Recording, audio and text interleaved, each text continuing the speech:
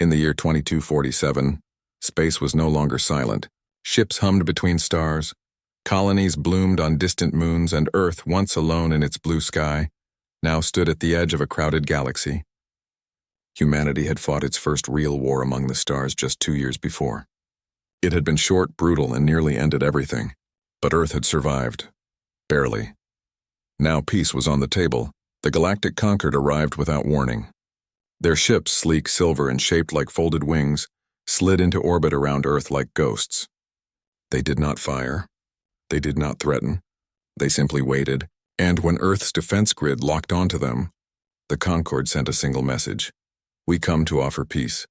The meeting took place on Unity Station, a ring-shaped outpost circling Earth at the edge of the atmosphere. Inside the main chamber, soft light glowed from the walls, and the air smelled faintly of ozone and recycled water. At the center of the room sat a long table made of polished lunar stone. On one side sat 5 alien delegates, tall, slender beings with smooth gray skin and eyes like polished obsidian. They did not blink. They did not fidget. They simply watched. On the other side sat Lena Hayes. She was not what the Concord expected. At 32, she wore a simple Navy uniform with no medals, no rank pins, just a small Earth emblem over her heart. Her dark hair was pulled back, her hands folded calmly in front of her. She had been chosen not for her title, but for her actions. During the Krell border conflict, she had walked alone into a ruined city on Epsilon 9, unarmed, to negotiate the release of 300 human prisoners. She had succeeded. The Concord had watched that moment closely. They thought her soft. They thought her easy to sway. The lead delegate, a being known only as Envoy War, slid a data tablet across the table. On it shimmered the full text of the Galaxy Peace Treaty. It looked generous. It promised shared technology, clean energy, medical advances, faster-than-light travel upgrades. It offered Earth a voice in the Interstellar Council, protection from raiders and open trade lanes stretching from the Orion Arm to the Centauri Rim. Lena read it carefully. She scrolled slowly, her eyes moving line by line. The room stayed silent. Even the hum of the station's life support seemed to quiet down. Then she stopped. Buried deep in Article 14, subsection Gamma, was a clause that required Earth to surrender all independent military research. No new weapons, no defense projects without Concord approval. In Article 22, Earth would hand over control of its outer colonies, Mars, Titan, and the Ceres mining hubs, to a joint Concord Earth Oversight Board, which the Concord would dominate. And in the final annex, Earth's planetary government would be subject to harmonization reviews every 6 months, meaning the Concord could step in and override any law they deemed disruptive to galactic unity. It wasn't peace. It was surrender wrapped in silk. Lena looked up. Her voice was quiet, but it filled the room. "This isn't a treaty," she said. "It's a leash." Envoy Vor tilted his head slightly. "Peace requires compromise, Commander Hayes. Your species is young, unstable. The Concord offers structure, safety, a place among the civilized." "Civilized?" Lena repeated. She pushed the tablet back across the table. "You call taking away our right to protect ourselves civilized? You call stripping our colonies of their voice civilized?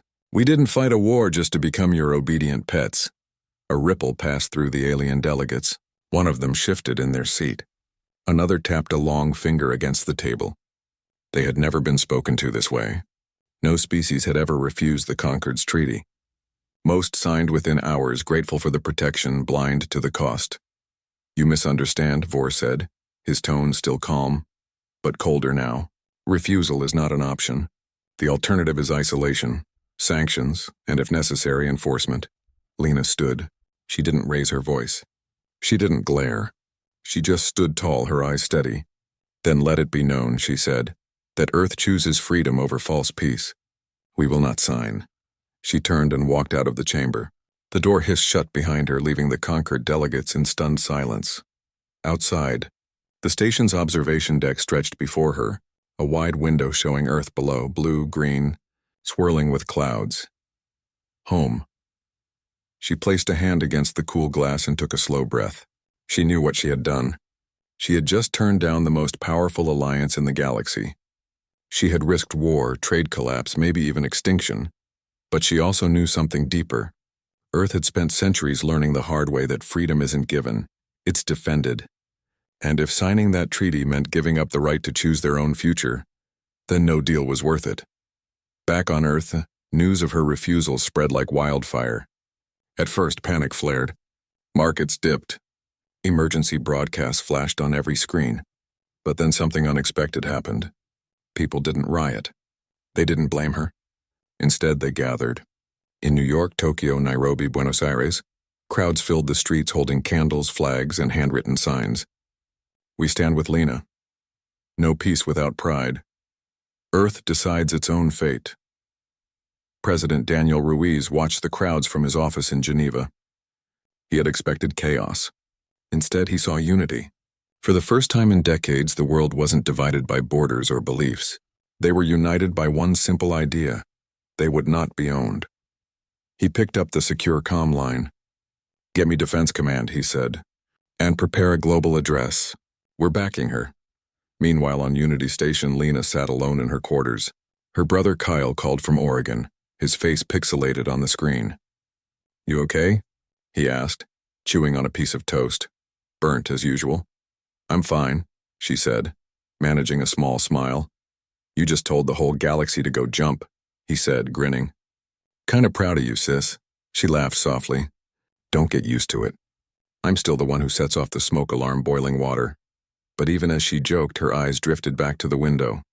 Far in the distance, the Concorde ship still hung in space, unmoving. Watching. Waiting. She knew this wasn't over. The Concorde didn't forgive defiance. They erased it, but for now Earth had drawn a line. And Lena Hayes, quiet, stubborn, and utterly human, had been the one to hold the pen. After Lena Hayes walked out of the treaty chamber, the galaxy held its breath. On Unity Station, the Concorde delegates remained seated for a long time, unmoving as if frozen by disbelief. No species in recorded history had ever refused their peace offer. Most signed within hours, grateful for protection, blind to the fine print. But Earth, small, young, scarred by its own wars, had said no, and not quietly. Lena's words echoed through diplomatic channels, news feeds, and encrypted military comms across human space. Fear came first. On Mars, colonists rushed to secure food stores and seal dome hatches. In the asteroid belt, miners powered down drills and gathered in mess halls, whispering about conquered warships and orbital blockades. Stock markets on Luna and Earth plunged. Emergency alerts flashed on every public screen. Stay calm. Await official updates. But calm was hard to find when the most powerful alliance in the galaxy might decide you were no longer welcome in it. Yet something unexpected happened. Instead of panic turning to anger, at Lena, at Earth's leaders, at fate, the fear began to change. In cities across the planet, people gathered not in protest but in support. In Chicago, students held a silent vigil outside City Hall, holding signs that read, "We choose freedom." In Mumbai, factory workers paused their shifts to chant, "Earth stands tall." In Rio, musicians played old national anthems under the stars, their voices rising together in a song no one had sung in decades. Lena didn't see any of it at first. She stayed on Unity Station for 2 more days, debriefing with Earth Defense Command officers, answering questions, repeating her reasons. She spoke plainly. The treaty took away Earth's right to protect itself, to govern itself, to grow on its own terms. Peace isn't peace if you have to kneel to get it, she told them. When she finally returned to Earth, she expected to be pulled into meetings, press conferences, strategy sessions. Instead, President Daniel Ruiz met her at the spaceport in Geneva, with a small smile and a quiet order. "Go home, Lena. Rest. The world can wait a day." So she did. She took a shuttle to Oregon, where the air smelled of pine and salt, and the ocean crashed against black rocks just beyond her family's old wooden house. Her younger brother Kyle greeted her with burnt toast and a hug. "You're famous now," he said, grinning. "Old Mrs. Callahan down the road says you told those space bullies where to shove it." Lena laughed, but her eyes were tired. She sat on the porch that evening, wrapped in a thick sweater, watching the sunset paint the sky in red and gold. For the first time in months, she felt quiet. No alarms, no urgent comms, just wind, waves, and the distant cry of gulls. But peace never lasts long. 3 days later, President Ruiz addressed the world from the United Earth Assembly Chamber in Geneva. His voice was steady, his face calm but firm. Commander Hayes did not act alone, he said. She spoke for all of us. Earth will not trade its future for a false promise of safety. We stand by her decision. We stand by our freedom, the Assembly voted. Every single delegate, representing every nation, every colony, every voice on Earth and beyond, raised their hand in agreement. Unanimous. A moment so rare it hadn't happened since the Climate Accords of 2089. The message was clear. Earth was united. That unity rattled the Concorde. Their ships, still hovering near Neptune's orbit, began shifting positions. Scanners picked up increased energy signatures. Warships powered up their drives. It wasn't an attack yet, but it was a warning. A show of strength meant to frighten, but Earth didn't flinch. General Marcus Boone, head of Earth Defense Command, activated Plan Sentinel, a long-dormant strategy designed for worst-case scenarios. Defense satellites realigned, fighter squadrons rotated to high alert. Engineers on Mars and Titan began reinforcing shield grids and stockpiling supplies. It wasn't about starting a war. It was about showing they were ready to finish one if they had to. Meanwhile, public support for Lena only grew. Children drew pictures of her standing tall against giant alien ships. Poets wrote verses about her courage. Even old veterans, men and women who remembered Earth's darkest days, nodded in quiet respect. She's got spine, one retired pilot said on a news interview, and we need that now more than ever. But not everyone agreed. In the shadows, a new movement began to stir. They called themselves the Accord Movement, led by former Senator Eleanor Briggs, a sharp-tongued politician known for her calm logic and silver hair. They argued that Lena's pride had doomed humanity. "We are not ready for another war," Briggs said in a widely shared broadcast. "The conquered offers peace. Commander Hayes chose ego, and now we all pay the price." Her words found ears. In some cities, small protests formed. Not against the Concorde, but against Earth's own leadership. "Sign the treaty," their signs read. "Better safe than sorry." Online debates raged. Families argued at dinner tables. Friends unfriended each other over message boards. Lena heard about it, of course. She didn't respond publicly. She stayed in Oregon, walking the beach with Kyle, fixing the leaky roof, pretending for a little while that she was just a woman. Not a symbol, but symbols don't get to rest for long. One evening, a secure message arrived on her personal comm. It was from Jake Torres, a young intelligence officer stationed on Mars. He'd been tracking Concord signals and noticed something strange. Their fleet wasn't just preparing for war. They were sending encrypted messages to someone inside human space. Someone on Earth. Lena read the message twice. Then she packed a bag. The next morning, she boarded a shuttle back to Geneva. She didn't tell Kyle where she was going. She just hugged him and said, "I'll be back soon." At Defense Command headquarters, General Boone met her in a dimly lit briefing room. Maps of the solar system glowed on the walls. Red dots marked conquered positions. Blue dots showed Earth's defenses, and one blinking yellow dot hovered near the Titan relay station. "That's new," Boone said, pointing. "Signal origin unknown, but it's human-made. And it's talking to them." Lena frowned. "Someone's negotiating behind our backs." "Or worse," Boone said. "Someone's preparing to surrender without us." She looked at the map, at the fragile web of human settlements stretching from Earth to the edge of the system. They had stood together once. But unity is fragile, and fear makes people do desperate things. President Ruiz entered the room then, his face grim. "Eleanor Briggs filed a petition today," he said. "She's calling for a special session of the Assembly. She wants to override our decision and reopen talks with the Concorde." Lena didn't speak for a long moment. Then she said, "Then we show them why we said no in the first place." "How?" Boone asked. "By proving the Concorde doesn't want peace," she said. "They want control. And if we can show that to the world, really show it, no one will listen to Briggs anymore." Boone exchanged a look with Ruiz. It was risky, but they were out of safe choices. Later that night, Lena sat alone in her temporary quarters, staring at a photo on her desk. Her and Kyle as kids, building a sandcastle on this very beach. She missed that simplicity. But the galaxy wasn't simple anymore. Outside, the lights of Geneva twinkled below. Somewhere out there, people were scared, confused, angry, but also brave. And that gave her hope. The Concord thought Earth was weak because it was young. They didn't understand that youth also means fire, and sometimes fire is exactly what you need to burn away the chains. Tension grew like a storm building on the horizon. Earth's government stood firm behind Lena Hayes, but cracks began to show beneath the surface. The Accord movement, led by former Senator Eleanor Briggs, gained followers every day. Their message was simple. Survival mattered more than pride.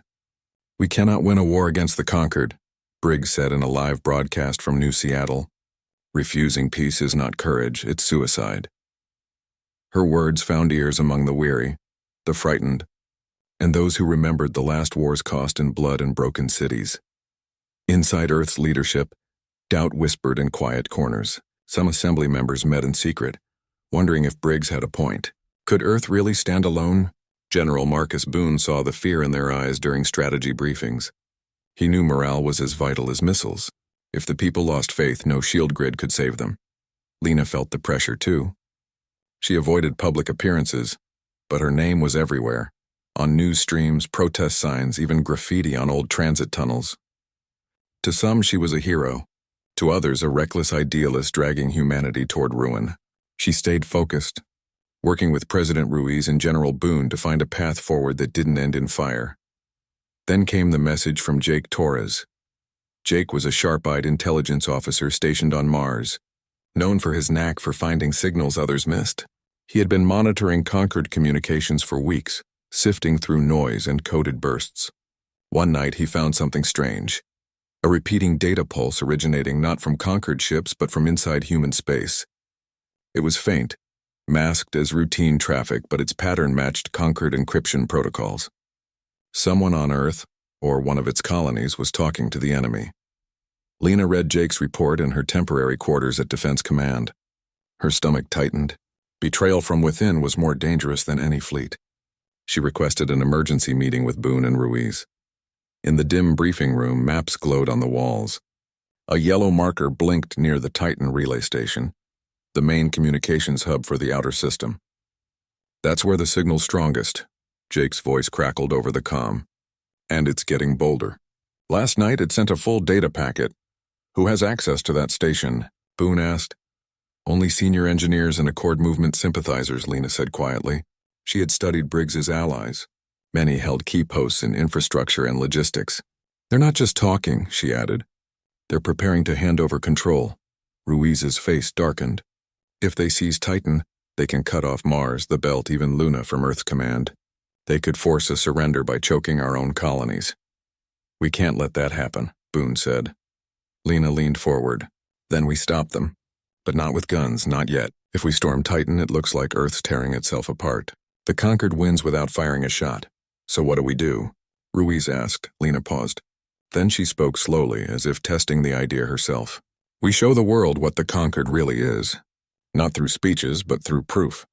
The kind even Briggs can't ignore." Boone frowned. "How?" "The Conquered isn't all one mind," Lena said.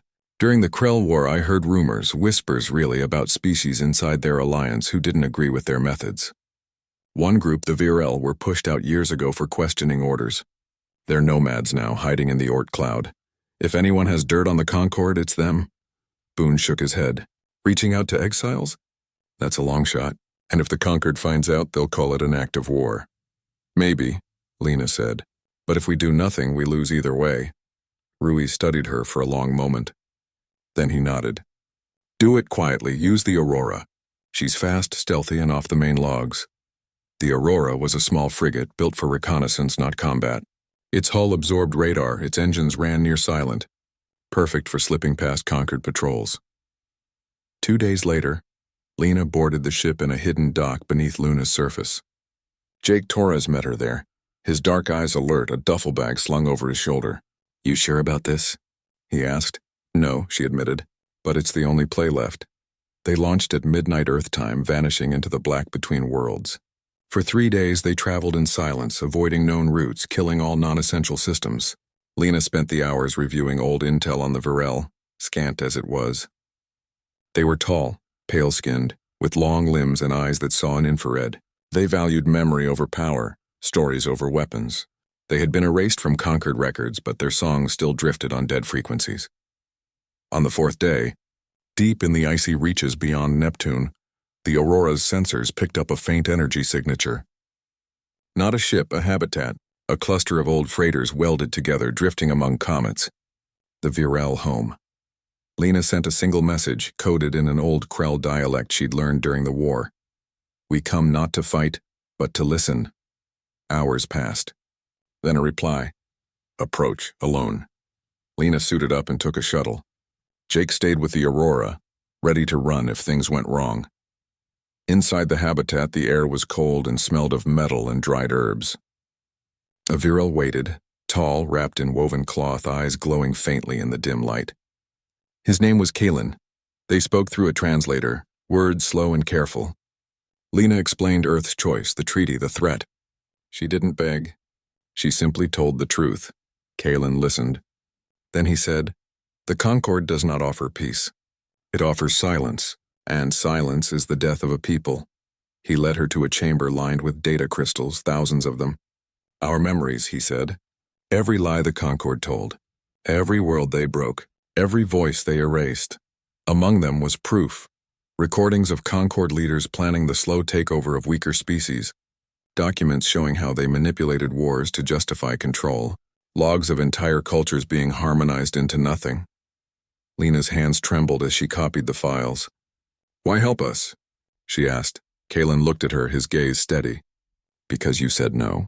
And no is the first word of freedom." Back on the Aurora, Jake stared at the data. "This changes everything." "It will," Lena said, "if we can get it home." But as they turned toward Earth, alarms blared. A Concord patrol had spotted them. 3 sleek warships dropped out of warp, blocking their path. "We're not armed for this," Jake said, gripping the controls. Lena didn't panic. "Then we don't fight. We run." The Aurora dove into a nearby comet field, weaving through ice and rock. The Concord ships followed, but their size worked against them. One clipped a massive shard and spun off course. The others slowed, wary. They made it through. When Earth's defense grid hailed them, Lena sent one word. Proof. In Geneva, President Ruiz received the data. He watched the recordings late into the night. By dawn, he called an emergency broadcast, but before he could speak, news broke from Titan. Eleanor Briggs and her followers had moved. They'd taken control of the relay station's core systems. They were preparing to transmit a surrender message to the Conquered, one that claimed to speak for all of Earth. Lena knew then that time was up. The truth wasn't enough. They had to act, and fast. The moment the news broke that Eleanor Briggs and her followers had seized the Titan relay station, Earth held its breath. Titan was not just a hub for signals, it was the nerve center connecting every human outpost beyond Earth. If Briggs sent her surrender message through it, the Conquered would accept it as official. Colonies on Mars, Ceres, and Europa might be forced to stand down, thinking Earth had changed its mind. Chaos would follow. Civil war might even begin. President Daniel Ruiz acted fast. He declared Briggs's group in open rebellion and ordered Earth Defense Command to retake the station, but without bloodshed if possible. "We cannot let fear split us," he said in a short, urgent address. "Not now." General Marcus Boone turned to the one person who understood both the stakes and the shadows, Jake Torres. Jake had grown up in the Belt, knew Titan's layout like the back of his hand, and had friends among the station's engineers, friends who might still be loyal. He assembled a small team of 6, all volunteers, all trained in stealth and systems override. Their mission: slip onto Titan, disable the broadcast array, and secure the command core before Briggs could transmit. Lena Hayes wanted to go with them. She argued that her presence might convince Briggs to stand down, but Boone refused. "You're too valuable on Earth," he said. "If this goes wrong, we'll need your voice to hold the people together." So Lena stayed in Geneva, watching the mission unfold on a secure feed. Her hands were clenched, her jaw tight. She hated waiting. Meanwhile, Jake's team launched from a hidden dock near Saturn's rings. They rode a cargo hauler painted with fake mining logos, blending in with regular traffic. Titan's outer sensors scanned them, found nothing unusual, and let them dock at Bay 7, the least monitored entrance. Inside, the station hummed with tension. Lights flickered in the corridors. Security drones patrolled more often than usual. Briggs had locked down non-essential sectors, but she hadn't shut down life support or comms. She needed the station functional to send her message. Jake moved like a ghost. He wore a maintenance uniform, his face hidden under a visor. His team split up, 2 headed for the power junctions, 2 for the security hub, and he and a young engineer named Rena Chen went straight for the central broadcast chamber. They found it guarded by 4 armed civilians, Briggs supporters, not soldiers. Jake didn't fight. He used an old trick from belt bar brawls. He triggered a false fire alarm in the next corridor. The guards rushed to check it. In that moment, he and Rena slipped inside. The broadcast console glowed red, armed and ready. Briggs stood before it, her silver hair pulled back, her voice calm as she rehearsed her message. To the Galactic Concord, she began, the people of Earth. Jake stepped forward. You don't speak for us, Senator. Briggs turned, startled. Then she smiled sadly. Jake Torres, I knew you'd come. But you're too late. The Concord is listening. They're waiting for our signal. They're not listening to traitors, Rena said, her fingers flying over a side panel. They're listening to Earth, and Earth said no. Before Briggs could react, Rena triggered a hard reboot. The console blinked off. Emergency protocols locked the system down for 10 minutes, time enough to cut the main uplink. Briggs lunged for a backup terminal, but Jake blocked her. It's over, he said. The proof is already on its way to every newsfeed, every colony, every home. The Concord lied, and you almost helped them bury the truth. Outside, the rest of the team had done their part. Power rerouted, security drones disabled. Reinforcements from Earth defense were minutes away. Briggs slumped, not in defeat, but in sorrow. I only wanted to save lives, she whispered. Freedom saves lives too, Jake replied. Back on Earth, President Ruiz went live before the Concord could react. He didn't speak alone. Beside him stood Lena Hayes, General Boone, and leaders from Mars, the Belt, and Luna. On the screen behind them played the Virel evidence, recordings of Concord officials planning the slow erasure of entire species, calling it harmonization. The truth was raw, undeniable. Across human space, people watched in silence. In homes, in factories, in domes on distant worlds, they saw what the Concord really was. Not peacekeepers, but conquerors who wore peace like a mask. The Accord movement collapsed overnight. Supporters abandoned Briggs. Protest turned into vigils for truth. Even former doubters now understood. Signing that treaty would have ended Earth not with a bang, but with a whisper. But the real shock came from beyond human space. Within hours of the broadcast, a small ship from the Virel arrived at Unity Station, not to fight, but to stand with Earth. Then came a message from the Krell, the very species Earth had fought 2 years before. We watched, their leader said. You refused the leash. So do we. They announced their withdrawal from the Concord.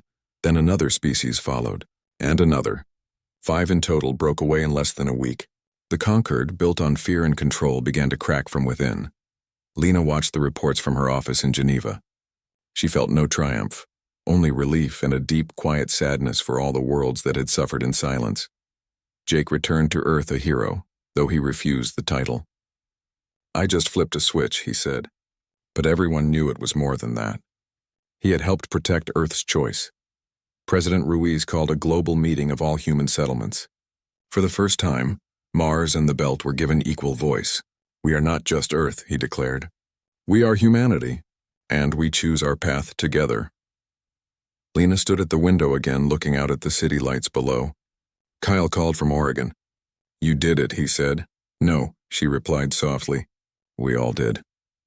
Far above, in the silent dark, the Concord fleet still waited near Neptune. But they no longer looked like judges. They looked like relics, powerful, yes, but brittle.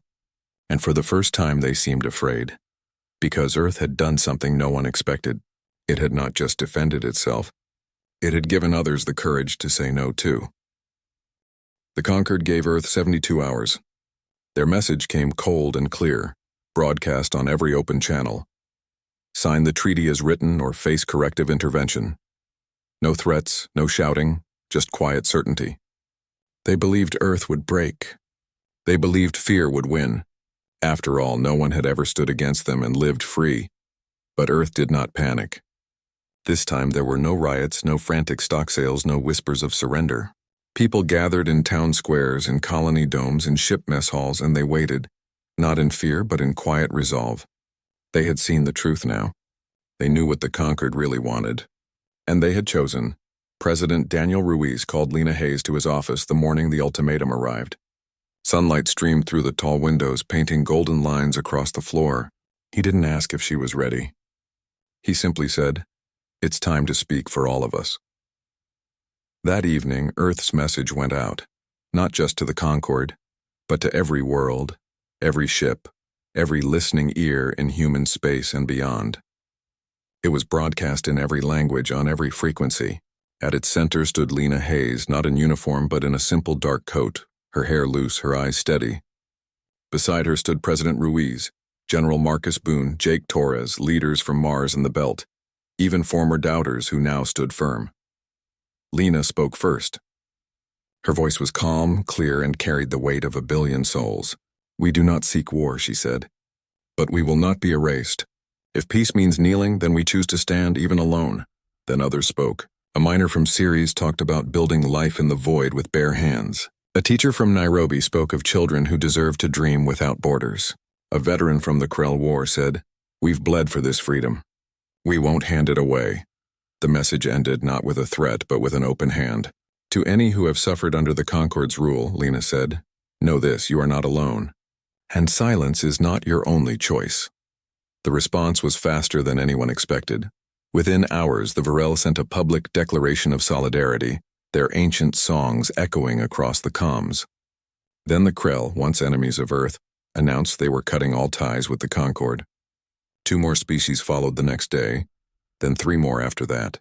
Each one shared their own stories of control, of lost voices, of cultures flattened under the weight of unity. The galaxy, long silent, began to whisper back. The Concorde's perfect order started to crumble. Their fleet near Neptune grew restless. Reports came in of unrest on their own ships, crews questioning orders, officers refusing commands. The alliance that had ruled for centuries was built on fear, and fear cannot hold when hope begins to spread. On the final day of the ultimatum, the Conquered made their move. Their warships powered up, weapons charged, engines humming with deadly intent.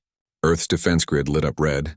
Fighters launched from Luna, Mars, and hidden docks in the asteroid belt. Civilians moved to shelters, not in panic but in quiet readiness. Everyone knew what might come, but the Concorde never fired. Instead, their lead ship sent a single message. "Stand down. The treaty remains open," President Ruiz replied immediately. "The answer is still no." Silence followed. Then slowly the Concorde fleet turned. One by one, their ships powered down their weapons and began to withdraw. They did not explain. They did not threaten. They simply left, vanishing into the dark like shadows at dawn. No one cheered at first. They waited, unsure if it was a trick. But as hours passed and no attack came, a quiet joy spread across Earth and its colonies. Not the wild joy of victory, but the deep relief of survival and the pride of having held the line. In the days that followed, the galaxy changed. New alliances formed, not built on control but on choice. The Virel, the Krell, and the other breakaway species began talking with Earth about a new kind of council, one where every voice mattered, where peace meant partnership, not obedience. It would take time. Trust was fragile. But for the first time, the future felt open. Lena Hayes returned to Oregon. This time she stayed. She walked the beach with her brother Kyle, fixed the old porch swing, and even managed to boil water without setting off the smoke alarm. Reporters called. Leaders asked for meetings, but she said no to most of it. "I did what anyone would have done," she told Kyle one evening as they watched the sunset. "I just said what needed saying, but the world knew better." Children wrote her letters. Old soldiers saluted her name. On Mars, a new school was named after her, not for refusing the treaty, but for reminding humanity that freedom is worth defending. President Ruiz visited her one quiet afternoon. He didn't come with guards or cameras, just a man in a simple coat carrying 2 mugs of coffee. They sat on the porch watching the waves. "You changed everything," he said. "No," Lena replied. "We all did." "I just spoke first," he nodded. Then he handed her a small data chip. "The Virel sent this. It's a song. They say it's for you." She took it, her fingers brushing the cool metal. She didn't play it then. She kept it in her pocket, a quiet promise from the stars. Far above, Earth ships still patrolled the edges of human space, but they no longer looked out in fear.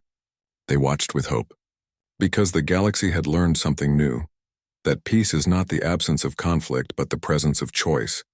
And Earth, small and stubborn and full of fire, had reminded everyone what that meant. Lena sipped her coffee, the ocean breeze in her hair, and for the first time in a long while, she felt at peace. Not because the danger was gone, but because she knew, no matter what came next, humanity would face it standing tall.